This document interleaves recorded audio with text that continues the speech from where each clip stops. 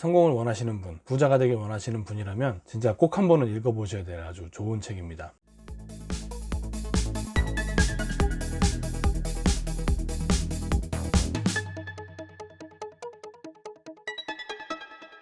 안녕하세요. 1인 지식격가 양재호입니다. 오늘은 1인 지식격가의 독서 시간입니다. 책 소개하는 시간이죠. 오늘 소개해드릴 책은 바로 이 책입니다. 성공의 공식, 포뮬러라는 책인데, 포뮬러라는 뜻 자체가 어떤 공식 이런 뜻이거든요. 성공을 하기 위한 어떤 누구나 성공할 수 있는 식이 있다 이런 거거든요. 여러분 식 아시죠? 1 더하기 2는 3처럼 1 더하기 x는 3 그러면 x가 2잖아요. 그런 것처럼 그 x가 뭔지 알면 3을 찾을 수 있다 뭐 이런 뜻이거든요. 그래서 성공도 그런 방정식을 이용해서 누구나 성공에 이를 수 있다, 이걸 지금 주장하고 있습니다. 그래서 이 성공의 공식 포뮬러라고 돼 있어서 그냥 저는 처음에는 일반적인 책이구나 그냥 그렇게만 생각했었는데, 내용을 끝까지 다 읽어보니까 이거는 제가 옛날에 소개해드렸던 책 중에 부의 추월차선이라는 책이 있어요. 그 책 이후로 진짜 제대로 된 책이 하나 또 나왔구나 하는 생각이 들 정도입니다. 저는 이 책을 종이책으로도 사고 전자책으로도 샀는데요. 여러분도 종이책, 전자책 다 사셔서 늘 가까이 하면서 읽으셨으면 좋겠습니다. 진짜 훌륭한 책입니다. 성공을 원하시는 분, 부자가 되길 원하시는 분이라면 진짜 꼭 한 번은 읽어보셔야 될 아주 좋은 책입니다. 이 책이 왜 좋은 책인지 그 내용들을 한번 살펴보도록 할게요. 일단 첫 번째로 책 지으신 분이 엘버트 라슬로 바라바시라는 분이세요. 교수님이신데 헝가리 출신이시고 이제 복잡계 네트워크 이론을 창시하신 그런 분이십니다. 그런데 책이 왜 제가 좋다고 말씀드렸냐면, 저도 이제 학자 출신이잖아요. 그래서 웬만큼 그냥 쉽게 말해서 썰 푸는 얘기들은 전 잘 안 믿거든요. 그런가 보다 그냥 이렇게 믿고 말지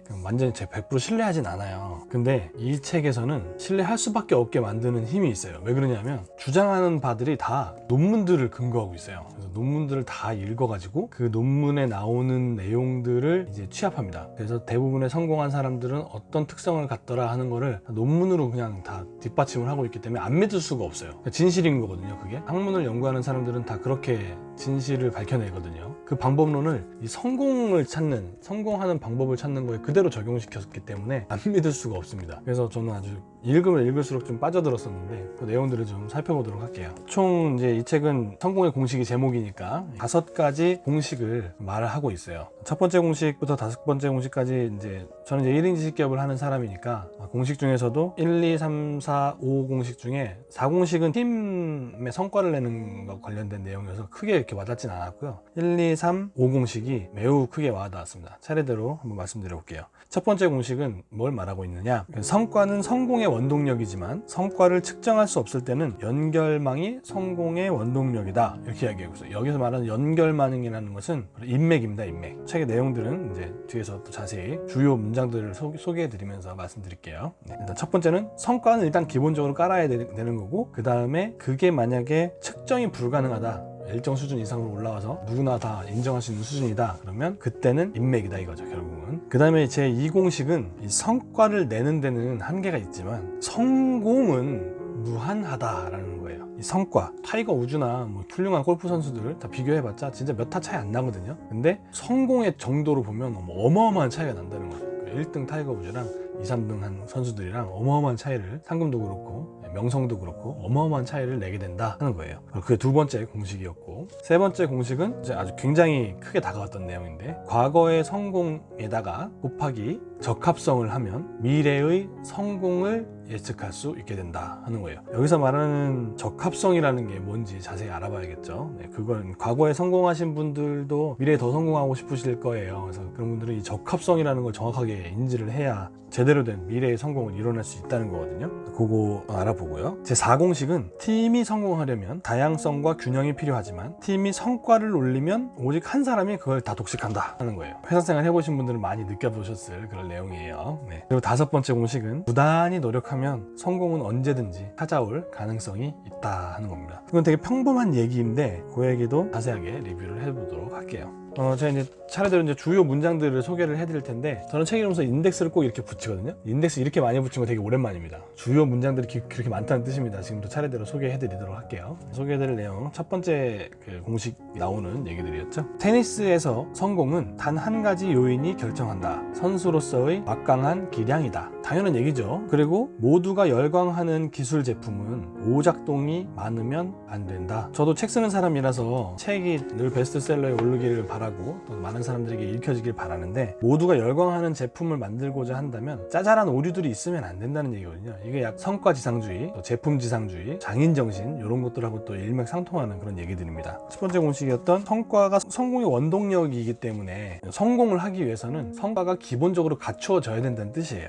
이걸 읽으면서 내 제품들에는 또 오류가 많진 않은가, 내 제품에 오류가 많아서는 안 되겠다 하는 걸 또 깨달았습니다. 두 번째 문장은 학생의 학업 성적과 야망이 그 학생의 성공을 결정한다, 이렇게 되어 있어요. 그러니까 즉 좋은 대학을 들어간 학생이랑 좀 덜 좋은 대학을 들어간 학생, 두 학생을 추적해서 분석을 해봤더니, 좋은 학교 들어가서 했던 학생하고 좀 덜 좋은 학교 들어갔던 학생하고 큰 차이 없더라는 거예요. 결론적으로 학교가 그 사람의 성공을 좌지우지해 주는 것은 아니다 하는 것이었고, 결국 학생의 학업 성적도 중요한데 그 야망, 즉 스스로에 대한 평가, 이런 것이 그 학생의 성공을 바로 결정하게 된다는 그런 뜻입니다. 그리고 그 야망 자체가 본인에게 있기 때문에 스스로 나는 잘할 수 있다, 나는 돈 많이 벌 수 있는 부자다, 이렇게 계속 되뇌이면서 스스로에 대한 평가를 높게 가져가면 성공할 확률을 그만큼 높일 수 있다, 이런 얘기입니다. 제가 지금 드리는 말씀 전부 다 이 사람 꾸며낸 얘기가 아니라 전부 다 추적 관리를 해보고 실험해보고 논문 찾아보고 결론적으로 내린 얘기들이에요. 다 그냥 진리라고 생각하시고 들으시면 됩니다. 네. 다음 문장은 어떤 사람에게는 쓰레기가 또 어떤 사람에게는 보물이다, 이런 말 있고, 생각하기 나름이라는 건데, 이 멘트를 읽으면서 무슨 생각이 들었냐면, 저도 책 많이 펼쳐내고 1인 지식격가로서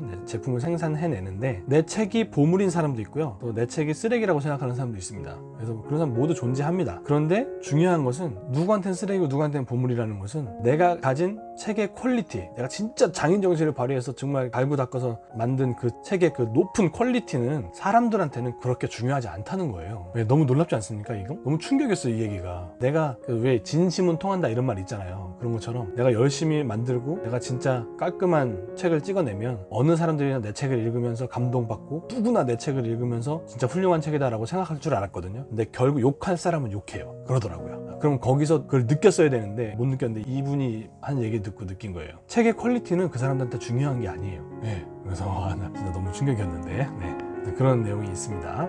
이건 뒤에서도 또 아마 반복되는 내용으로 나오게 될 내용이에요. 퀄리티 좋다고 다 성공하는 거 아니다, 이런 얘기고요. 그 다음에 여러분 미술 작품 같은 거 보시면 저게 무슨 그림이지 싶은 것들이 있어요. 그래서 저거 나도 그릴 수 있을 것 같은데 뭐 이런 생각 드는 그런 추상화 같은 것들 많이 보셨을 텐데, 그 그림하고 3살짜리 어린애가 막 그냥 휘갈겨 그린 그림하고, 만약에 저 그림 그려놓은 사람을 다 가려놓고 둘 중에 어떤 게 유명한 작가의 작품인지 맞춰봐라, 그럼 맞춰보실 수 있겠어요? 쉽지 않겠죠. 즉 그런 상황이 되면 성과를 측정할 수 없는 거거든요. 결국은 인맥이 좌우한다. 즉 결국은 그거를 판별해주는 전문가들이 이거는 왼쪽 그림이 좋은 그림이고 오른쪽 그림은 애기 그림이네, 이렇게 판단을 해줘서 네임을 딱 붙여준다는 거예요. 이거 $1,000,000짜리, 이건 $3,000,000짜리, 이런 식으로 딱 매기는 거예요. 그래서 벽에다 딱 걸어놓습니다. 그러면 우리가 그걸 보면서 어떤 생각하냐면, 저건 명작이구나, 저거는 애기가 그린 그림이구나, 이렇게 안다는 거예요. 결국 그 그림을 소개해주고 안내해주고 소비자에게까지 연결시켜주는 그 인맥이 결국은 성공을 좌우한다는 거죠. 똑같은 그림이어도 그렇게 달라질 수 있다는 겁니다.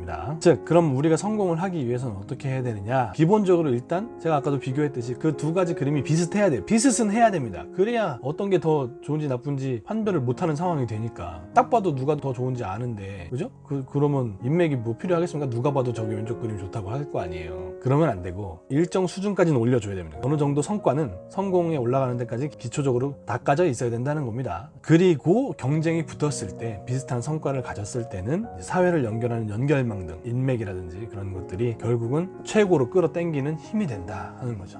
인맥 관리하는 게 참 중요하겠다 하는 생각이 들었고, 읽는 내내 내가 그동안 소홀했던 사람들은 있는가, 또 내가 더 연락을 해서 내 이윤을 극대화하는 데 도움을 줄 수 있는 사람은 누군가, 이런 것을 좀 생각해 보게 되었었어요. 여러분도 책을 읽으시게 되면 꼭 그런 부분들 아마 머릿속에 막 떠오르실 거예요. 그런 부분들 계속 메모하시면서 잘 정리해 놓으시면 인맥 관리 하시는데 더 도움 받으실 수 있을 것 같습니다. 그래서 제 성공의 제 1공식인 성과를 성과를 측정하기 어렵다면 연결망이 성공을 좌우하게 된다. 여기 문장 마무리하면서 어떤 말을 했냐면 성과를 측정하기 어려울수록 성과는 덜 중요하다 이렇게 얘기했어요. 성과를 측정하기 어려울수록 성과는 덜 중요하다. 결국 똑같은 상태가 되면 성과는 다 삭제된다는 거예요. 서로.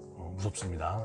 네, 이거 첫 번째 원리 알아봤고요. 두 번째 공식입니다. 성과를 내는 데는 한계가 있지만 성공은 무한하다. 제가 아까 서두에 타이거 우즈 얘기를 해드렸었는데, 만약에 여러분 주위에 온통 뛰어난 경쟁자들만 있는 겁니다.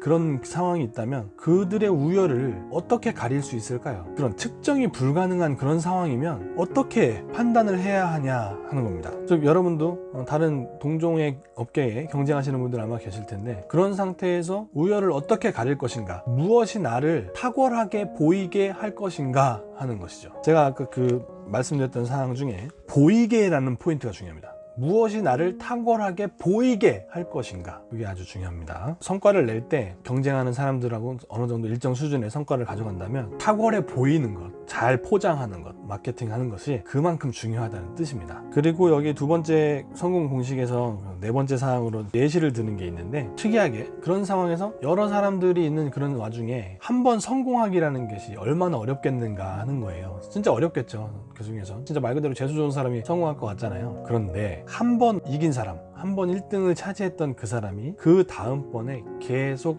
1등 한다는 거예요. 저도 이제 80년대를 살아온 사람으로서 그때 당시에 전자제품 중에 골드스타가 있었고 삼성이 있었고 대우도 있었어요. 근데 지금 여러분 전자제품 그러면 1등 회사 누굽니까? 지금 삼성이죠. 그래서 그 삼성이 1위를 가져간 뒤로 LG 골드스타가 럭키 회사하고 합병을 하면서 럭키금성이 됐어요. 그래서 그 럭키금성이 바로 지금의 LG가 됐죠. 그래서 그 LG도 아직까지도 전자제품을 생산하고 있고, 대우는 지금 전자제품 생산하고 있지 않죠. 근데 삼성은 아직까지도 1위를 수성하고 있어요. 이게 뭘 의미하겠습니까? 지금 바로 말한 게 그거예요. 한 번 우승하면 후로도 계속 우승한다. 한 번 1등을 차지하면 그 뒤로도 계속 1등을 차지하고 있죠.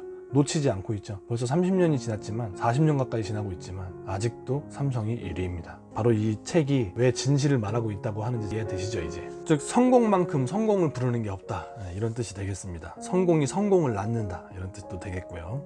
그래서 성공적으로 보이게 하는 것이 중요하고, 성공적으로 보이게 하는 것도 아무 때나 성공적으로 보이게 하는 게 아니라 최초에 성공적으로 보이게 해야 된다는 거예요. 처음부터. 그거를 이제 이 책에서 우선적 애착이다 이렇게 표현하는데, 책이 만약에 처음 딱 세상에 나오면 그 책의 첫 번째 댓글을 아주 잘 다는 게 필요하다, 이런 거고요. 또 어떤 기부 같은 거를 할 때도 처음에 확 큰 돈을 기부를 해버리면 이 행사는 정말 큰 돈을 기부해야 되는 행사구나 해서 많은 기부금이 몰린다, 이런 것도, 요거를 매튜 효과라고 부르는데, 그 매튜 효과라고 하니까 영어로 말하니까 잘 못 알아들으시겠죠.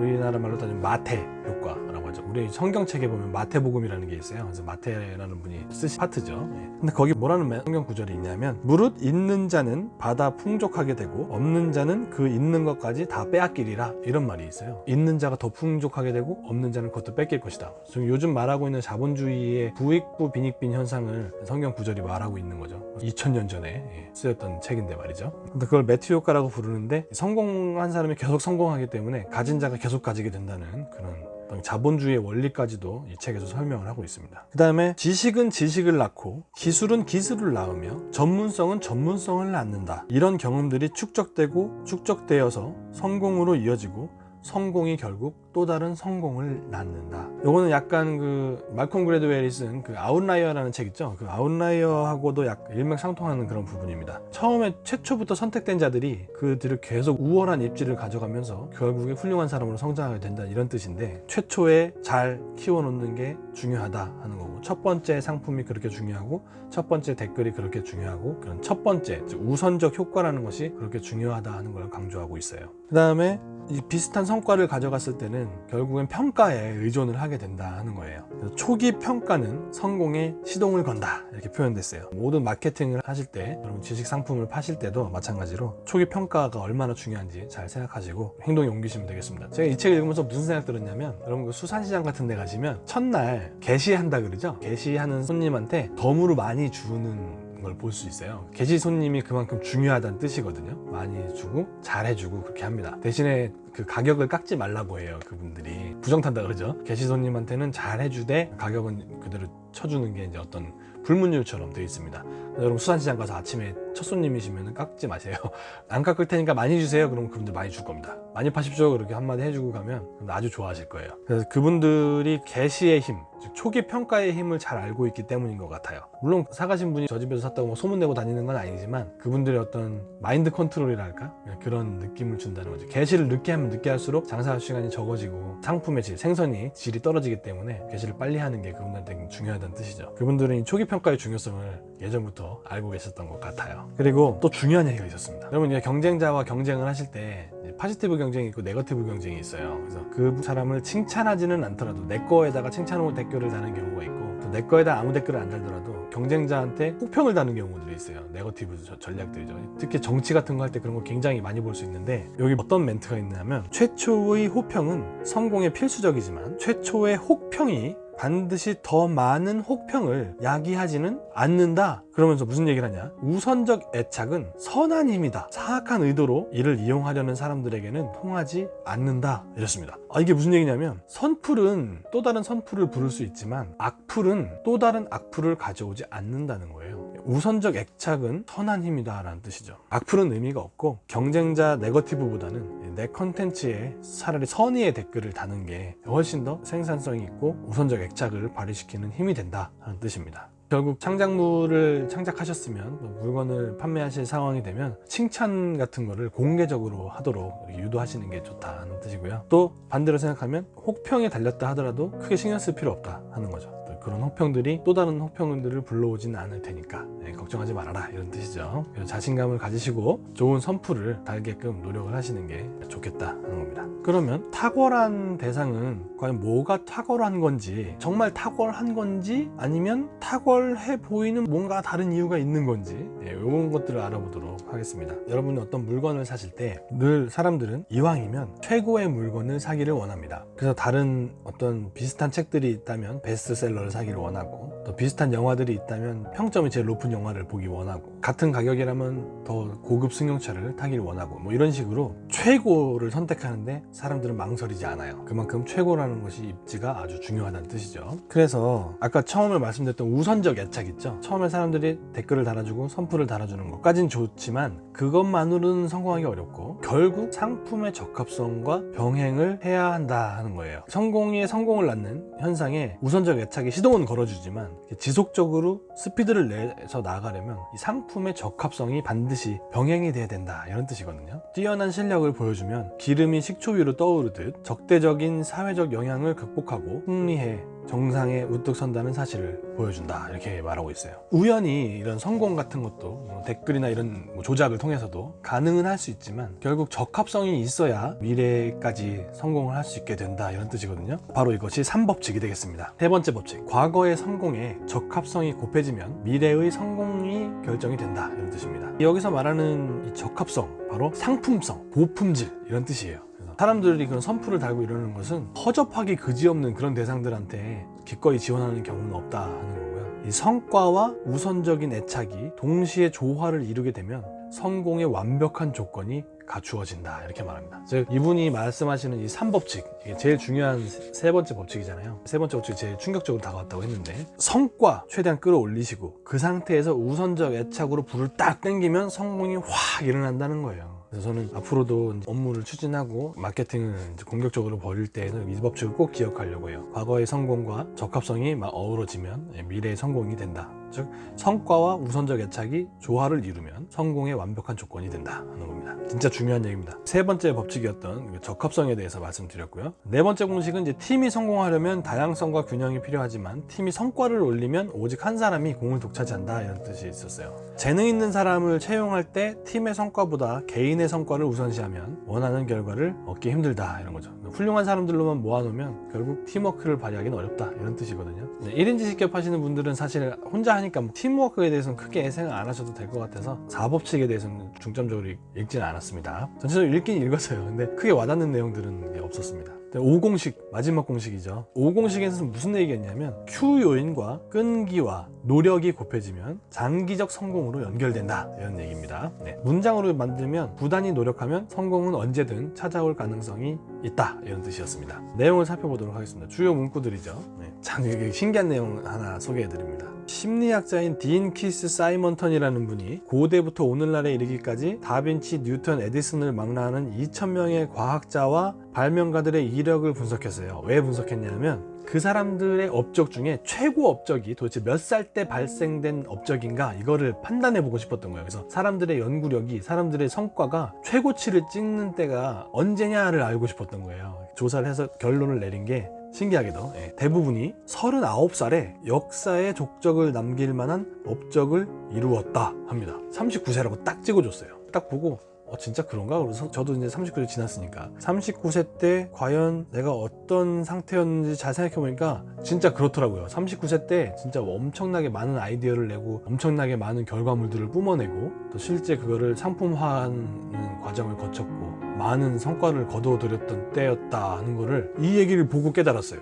진짜 이게 진리구나, 대단하다 하는 것도 깨달았습니다. 다음 또 문장을 볼까요? 슈퍼스타가 아닌 사람들이 창의성에 나이가 어떤 영향을 미치는지 분석을 해보신 거예요. 그래서 이분이 교수님이시니까 경력 생애를 통틀어서 어떤 시기에 가장 큰 영향을 미치는 논문을 쓸까, 약간 39세들이 가장 큰 업적을 이룬다고 했죠. 이분은 어떻게 분석을 했냐면 4천만 편의 논문, 4천만 편이에요. 논문 4천만 편, 어마어마한 양이죠. 빅데이터입니다. 그 논문의 저자가 누군지 파악을 한 다음에 그 논문들이 언제 가장 핵심적인 논문을 썼는가, 이걸 파악해 본다는 얘기죠. 그랬더니 학자들이 성공적인 연구 성과를 비교적 이른 시기, 즉 해당 분야에 입문하고 20년 내에 냈고 경력 3년차 과학자가 최고 영향을 미칠 연구를 발표할 확률이 약 13%였대요. 3년차가 최고 영향을 미칠 연구를 발표할 확률이 13%. 그 다음 3년 동안에도 똑같았대요. 근데 경력 25년 차가 가장 인용 횟수가 많은 논문을 발표할, 최고 논문을 쓸 확률은 겨우 5%에 불과하더라 하는 거였어요. 그리고 30년 가까이 된 연구자가 최고 업적을 능가할 발견할 가능성이 1% 미만이래요. 네, 와, 이거 얘기 듣고 어떤 생각이 들었냐면 일 시작하고 3년 혹은 6년 내에 쇼부가 난다는 얘기입니다. 이거 지금 그 이후로는 뭐 아무리 해봤자, 물론 뭐 예외적인 상황도 있겠지만 그 성공의 확률이 급격하게 떨어진다는 그런 뜻이에요. 그래서 그렇다면 나이 많고 연구를 오래 하신 그런 사람들은 짐 싸서 집에 가야 되는 건가? 뭐 이런 생각도 들었습니다. 우리는 솔직히 사회생활 하면서 오랫동안 해당 업무에 종사하신 분들을 그 경력을 굉장히 인정하고 높이 사잖아요. 그런데 그게 이분이 하신 말씀에 따르면 그건 큰 의미 없다는 거예요. 정말인가? 왜 그럴까? 하는 얘기를 조금 더 읽어보니까 이분이 그거에 답을 주셨어요. 뭐라고 했냐면, 왜 그런 초창기에 최고의 업적을 달성할 확률이 높은 거냐? 그 이유는 생산성 때문이라는 거예요. 그 초창기에 어마어마한 물량을 쏟아낸다는 겁니다. 이 의욕이 넘치는 초창기 때는 많은 시도를 하고 많은 생산을 하기 때문에 그 중에 하나 걸려들 확률이 높다는 뜻이죠. 그러면서 여기다 복권에 관련된 예를 들었어요. 1년에 한 번씩 복권을 사는 거예요. 30년 동안 그렇게 사는 사람이 있고 1년에 30장을 한꺼번에 산대요. 그러면 30살에 한꺼번에 30장 산 사람하고 1년에 한 번씩 해서 60살까지 산 사람하고 30살에 당첨될 확률이 높겠죠. 그렇잖아요. 뿌려지는 거하고 하나에 몰리는 거하고 당연히 30살 될 확률이 높을 거 아닙니까? 그래서 젊은 나이에 사람들이 성과를 많이 내는 것처럼 보이더라 하는 거예요. 즉 더 자주 시도하기 때문에 더 성공할 가능성이 높아진다는 겁니다. 그러니까 늙어서 사람이 나이를 많이 먹고 그러면 뿜어내는 성과량이, 생산성이 떨어지기 때문에 그만큼 높은 결과치를 내기가 어렵다는 거죠. 결국은 생산성이 성공의 가능성을 좌우한다 하는 얘기입니다. 이 5장의 5원칙에 부단히 노력하면 성공은 언제든 찾아올 가능성이 있다, 이렇게 얘기하고 있어요. 끊임없이 시도하고 많이 시도하라는 얘기입니다. 그러면 그만큼 성공할 수 있는 확률이 높아진다, 이런 뜻이죠. 당연한 얘기죠. 이 젊은 사람들이 성공할 확률이 높다, 늙은 사람들은 성공할 확률이 낮다, 이렇게 생각하실 건 아니고요. 결국 생산성을 계속 꾸준히 가져갈 수 있으면 늙어도 일하는데 문제없다, 성공하는데 문제없다, 이런 뜻입니다. 다행이죠. 5년 내에 다 쇼부 난다 그러면 좀 회복할 그게 없으니까. 결국 그래서 당신이 성공할 확률은 나이와 아무 상관없다. 끊임없이 시도하는 의지가 성공을 낳는다. 그러면서 또 다른 주장을 하나 하는데요. 아까 적합성에 대한 공식을 만들어냈듯이 5원칙에서도 공식을 하나 만들었어요. 무슨 원칙이냐면 success, 성공은 Q 팩터에 R을 곱한 것이다 이렇게 표현했는데, Q 팩터가 뭐냐면 성공하기 위한 어떤 DNA가 있다는 거예요. 사람마다 성공할 수 있는 능력을 갖고 태어난다는 겁니다. 예를 들면 여러분이 가지고 계신 Q 팩터하고 스티브 잡스가 가진 Q 팩터하고는 다르다는 거죠. 그 스티브 잡스의 Q 팩터는 엄청 높겠죠. 그래서 그 사람은 그걸 갖고 태어났고 우리는 그렇지 못한 Q 팩터를 가지고 있다 이런 얘기입니다. 그러면 우리가 어떻게 해서든지 그 스티브 잡스를 따라잡고 싶잖아요. 그래서 막 전기도 읽고 영화도 만들고 막 그러면서 보고 감탄하고 막 그러는데, Q 팩터 말고 그 옆에 R을 붙여서 해서 석세스를 만든다고 하거든요. R이 뭐냐면 아이디어가 지닌 잠재력이에요. 우리가 아이디어를 많이 생산하고 그 좋은 아이디어를 얼만큼 큰 아이디어를 만드느냐에 따라서 우리 Q 팩터가 곱해지고 결국 석세스로 연결된다는 그런 뜻입니다. S는 Q 곱하기 R 이렇게 표현할 수 있고요. Q는 누구나 정해져 있기 때문에 바꿀 수가 없는데, R은 생각하고 도전하면 얼마든지 바꿀 수 있다는 거거든요. 그래서 그만큼 누구나 해낼 수 있다 이런 걸 강조를 하고 있습니다. S는 Q 곱하기 R, 요거 기억해 주시면 될 것 같고요. 그래서 R을 최대화해야 된다 하는 건데, R을 최대화하려면 어떻게 해야 되냐면 직장에만 매여 있으면 이 R이 최대화되기가 어렵다는 거예요. 그래서 만약에 여러분이 탁월한 능력을 발휘하고 싶으시다면 어느 정도 노력을 해보셨는데 안 된다 그러면 빨리 방향을 전환하셔야 됩니다. 이 저자분도 처음에는 조각가 하려고 했었대요. 그러다가 네트워크 과학자로 이제 전환하셨는데, 그걸 보면서 저도 느꼈어요. 저도 처음에는 직장인이었거든요. 학자 하다가 지금은 1인 지식 기업가를 하고 있는데, 그런 빠른 전환들이 성공으로 좀 더 빠르게 다가가게 하는 것 같아요. 그래서 여러분도 해보시다가 지금 하고 있는 삶과 일들이 너무 힘들고 어렵다 이렇게 느껴지신다면 나에게 맞는 무언가를 새롭게 찾아보시는 것도 좋은 방법이 될 겁니다. R 팩터를 높이는 좋은 방법이란 얘기죠. 그래서 석세스에 빠르게 다가갈 수 있다 이런 뜻이거든요. 그래서 만약에 궁합이 잘 맞는 그 R 팩터를 찾으셨다 그러면 Q 요인이 이제 드디어 빛을 발하게 됩니다. Q 요인이 빛을 발할 수 있는 상황 조건을 딱 찾으셨으면 해야 할 일은 이제 딱 하나입니다. Keep going. 절대 포기하지 말고 성공을 운에 맡기지 말고 끝없이 노력하는 겁니다. 괜찮다, 나한테 잘 맞는 일이네 이렇게 판단이 된다면 끊임없이 노력하시는 것, 바로 성공을 이루는 기본이다 하는 것을 공식으로 말씀해 주시고 계세요. 거기까지 해가지고 5가지 사항들에 대해서 이 책의 전반적인 사항들을 제가 짚어보았습니다. 이 성공의 공식 포뮬러, 노란색 카바로 되어 있는 이 책인데요. 이 책은 꼭 구입하셔서 여러분 꼭 읽어보시길 바라고요. 여러 가지 공식들을 보면서 많은 깨달음을 얻게 됐습니다. 그래서 많이 깨달으시기도 하고 메모도 많이 하시면서 어떻게 하면 내 삶을 더 바꿀 수 있을까, 어떻게 하면 내 사업을 더 공식화를 통해서 내 삶을 더 빠르게, 더 성공적으로, 폭발적으로 늘릴 수 있을까, 이런 것들 고민해 보실 수 있는 시간이 되셨으면 하는 바람에 이 책 소개해 드려봤습니다. 성공의 공식 포뮬러 책 리뷰를 해보았습니다. 시청해 주셔서 감사하고요. 다음 시간에 더 좋은 책으로 찾아뵙도록 하겠습니다. 시청해 주셔서 감사합니다.